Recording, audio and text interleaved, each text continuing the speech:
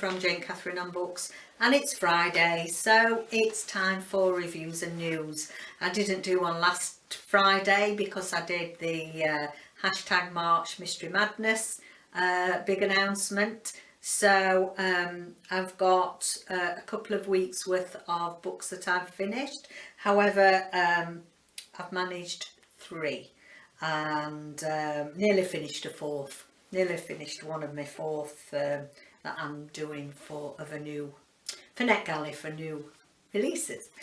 So the first one that I finished, and this is The Winter Garden Mystery by Nicola Dunn. This is one of the Daisy Dalrymple mystery series. Now this is book 2. Death at Wentwater Court was the first one, and those that have been with me a while, you remember last year I read book 1, and yeah, I enjoyed that. Somebody fell to his death through the ice. So this is another one in that series. I've enjoyed it. What happens with Daisy Dalrymple is she's a lady of the upper echelons of British society and doesn't need to work really, because they were expected in their day to sit at home and do needlework and dress up and go to balls and that sort of thing. But she's actually a reporter photographer, and she has the job of going round all different country houses and doing an article and doing photographs, internal and external photographs for magazines, but she's a bit of an amateur sleuth as well. And yeah, I enjoyed this one. A parlour maid goes missing from the house she's going to photograph, and you know, normal simple plot where it's she tries to find out who done it, who the murderer is. And yeah, I enjoyed this. A nice cosy read, and I'm going to continue with that series. So The Winter Garden Mystery, Nicola Dunn. The thing I do like as well is that it's although Nicola Dunn now lives in the States, she was born in Britain and does have a really good understanding of the you know, the British society of the day and how people behaved, and I think that comes across very well in this series. And next, The Girlfriend, and this is one that I buddy read with my friend Kerry Ann from Woman vs Books. Go and check out her channel. And bit of a damp squid really. It had quite a lot of hype recently, and read this on the Kindle, and it's been marketed, just excuse me, I just need, my throat's dry. It's being marketed as the next best psychological thriller, and really I think that's stretching the imagination a bit too far. I think it's more like a family drama. There's perhaps some characterisation in there that quite a little bit psychologically unstable. However, I wouldn't really class it as a, you know, page gripping, page turning psychological drama at its best, shall we say. It was okay. It was okay. I gave it 3 stars. I gave it just that half a star more than Kerry Ann, and I think that's because being my age, being a mother of 2 sons, I really did relate to the mother in this who she feels like her son's being badly treated and she worries for him and she's trying to look out for him, and I do understand that side, and I was drawn to her character, and so therefore I think if I wasn't my age, I didn't have that empathy with the mother from obviously my own life experiences, then I would have given it 2.5, the same as Kerry Ann. The writing was okay, but nothing, you know, spectacular. But it was an okay read. I recommend, you know, it's a nice beach read, I think. You know, it's towards the end, you know, you do get drawn in a little bit, but certainly I don't think it's what it's marketed as. And then lastly, I read The Gods of Love. This is by Nicola Mostyn. And this is the first one that I had on my Kindle that was sent to me from the publisher for review. And I wasn't expecting to like this. It's a little bit out my comfort zone. It's a little bit, it feels a little bit gothic, a little bit sci-fi and fantasy genre, and it's how can we say, it's an unusual plot. We have I'm trying to think of the name now, it's gone right from my mind. It's got an unusual spelling. I can't think of it, I'll have to put it in. It might come to me. She is a divorce lawyer, and she's really up and coming. She has the chance of taking on a really big corporate contract with a massive telecommunications company in the States, and she's really looking forward to this. She thinks this is really going to launch her into the big time. And the day before she goes to have her meeting with them, a guy turns up at her office, and although he seems quite well presented and quite intelligent, he comes across as she takes him to be a little bit as if he's got mental health problems, and he comes to say, please don't go for this meeting tomorrow, it's very dangerous for you. He's called Dunn, this guy, and he said, you know, he's an ancestor from some Greek mythology family, and that she is actually related, going back in time, to Eros, the god of love. And yeah, so you can imagine how we take that if somebody turned up at work and said, you know what, your great grandmother or was so and so, and you know, your grandfather was Eros. Yeah, right, okay. And yeah, I enjoyed it. It had got a good plot. It was an interesting plot. I found the mythology side of it a little bit difficult at times.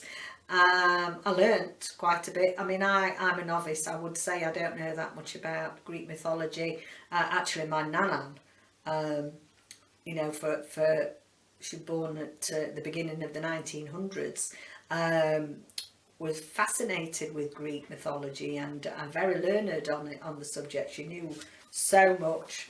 That was just something that she was really interested in. And back in her day, you know, it was difficult for girls to be educated. You know, she went out to the mills when she was 14 to work. So I've always had a bit of an interest because of her, but never really looked into it much. So I enjoyed that aspect of it. However, it comes all at once, and all of a sudden, you know, I found myself baffled with names, and you know, who's married to who, and who killed who, and who shot who with an arrow, you know, a bit like that. And this sporadically happens throughout. So I found myself that sort of slowed my progress down a little bit. I had to read back a couple of times and read over the information about the mythology, so that I got a better understanding of it. But yeah, I was surprised with this. I gave it 4 stars. I think you'd really enjoy it. It's unusual. 1st of February it came out from the Little Brown Book Group. So now to news. A few little tidbits.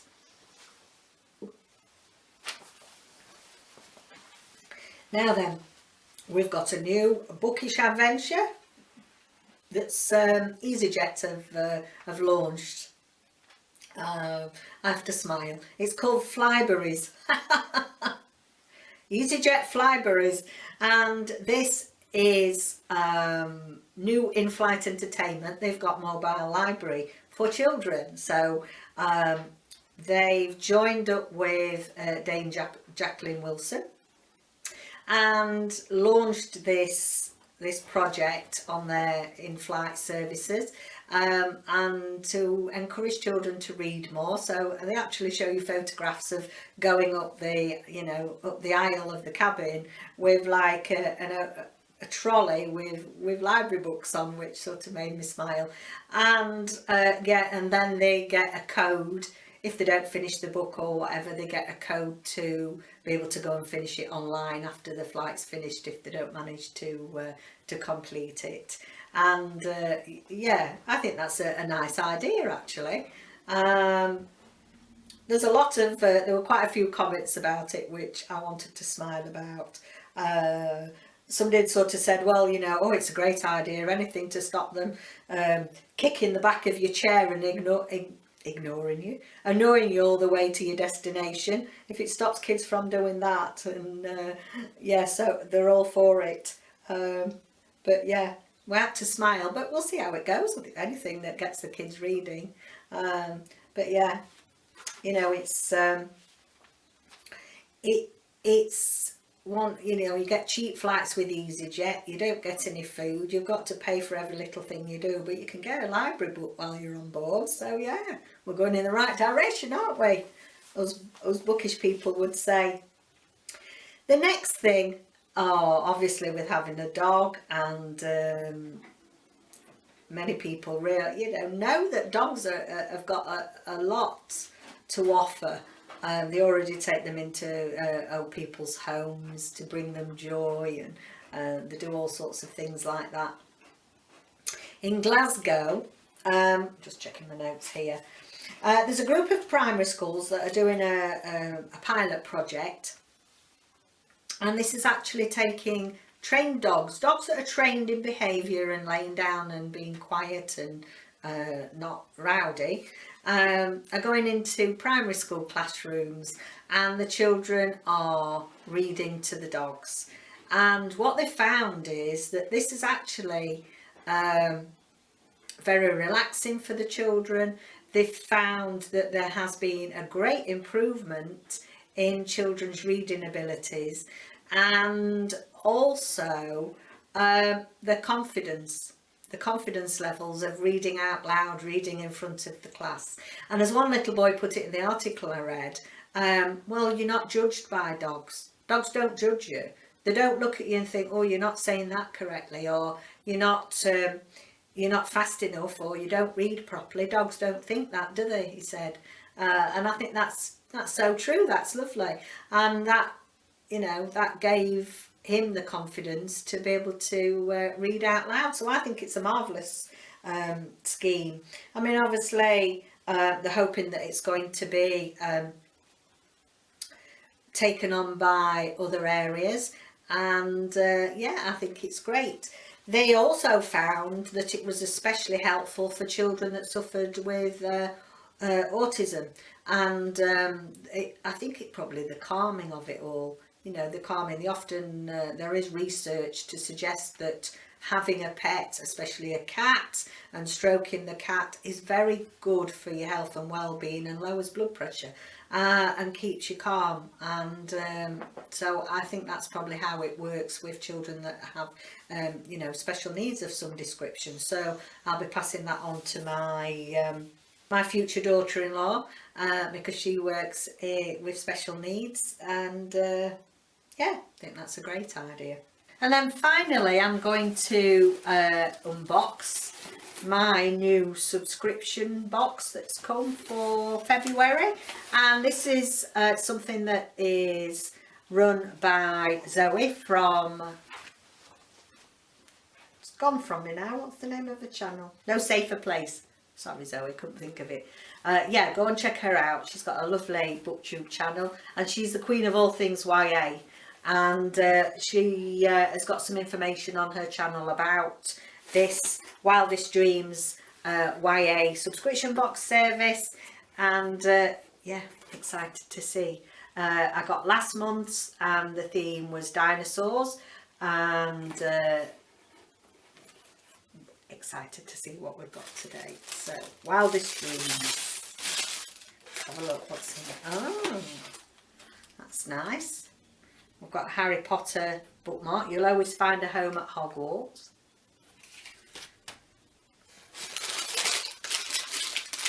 Shall we put some sweeties in? We'll put some sweeties in here, which is nice. So a little bag of sweeties. Now then, I've got my, shall we put some tea bags in?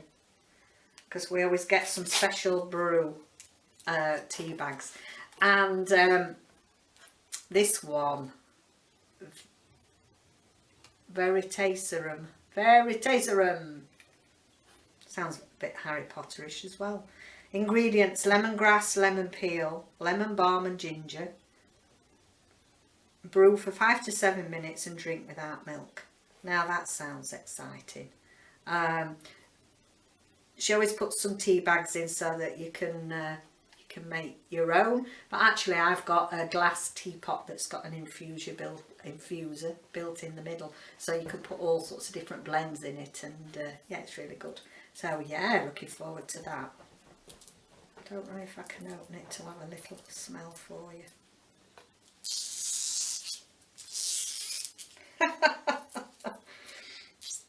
Oh, oh, we could do a smelly vision here. That smells gorgeous. You can very much smell the lemongrass. Also looking forward to that. I'm all stuck up now. The tea bags. What else we got in here? We've got a candle. Lies require commitment. Oh wow. Oh. Oh, that's cherry. Black cherry. It's a bit like the old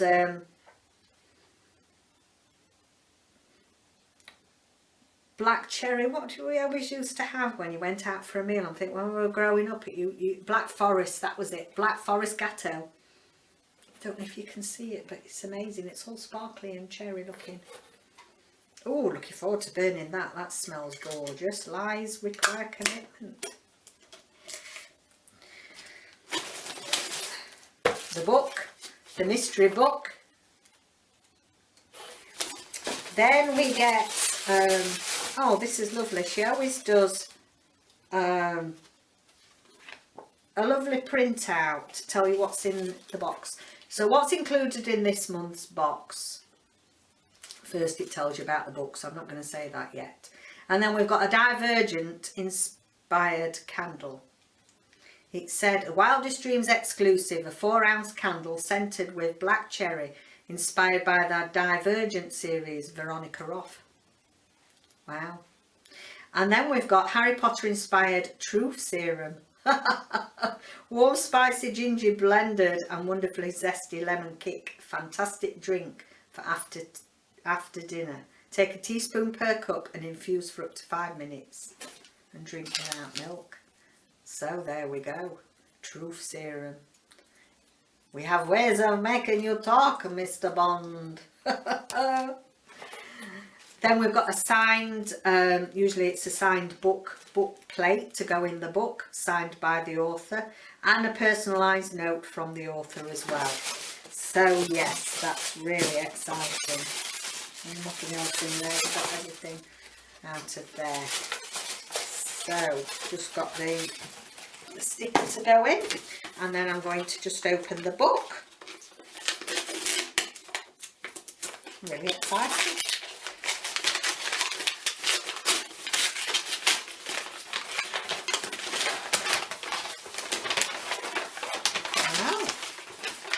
Seen this. Wow, that's obviously the signature from the author. Wow.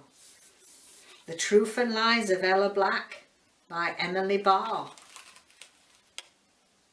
I've not seen this, not heard of this. And often that because of, when was this released, or is it going to be released this year? The digital edition was published 2017, and the paperback is coming out this year. So often we usually just get it, Zoe manages to get these just a short while for her subscribers before they actually are released. and this is by Penguin Random House. Wow. Ella Black seems to live the life most other 17-year-olds would kill for, but she hides who she really is from the rest of the world. I call her Bella because she is the dark side of me. It's Ella, but not. It's bad Ella. Ella Bella. One day, telling her nothing, her parents whisk her off to Brazil, determined to find out why. Ella uncovers a terrible secret, and on the ruin in Rio de Janeiro, she finds the truth about the deepest, darkest side of herself. Wow. Emily Barr actually wrote The One Memory of Flora Banks. So if you're aware of that book, that was doing the rounds on BookTube. So this is the latest, and it's a beautiful cover. So The Truth and Lies of Ella Black, crossed out. 40. Oh right, I've just found it. Very, very light underneath writing that says 40 days until she dies. Wow. So there we go. That's this week's Friday's reviews and news. Not much to tell you that's going off too much this week from the bookish news front, but see you again next time. Bye for now.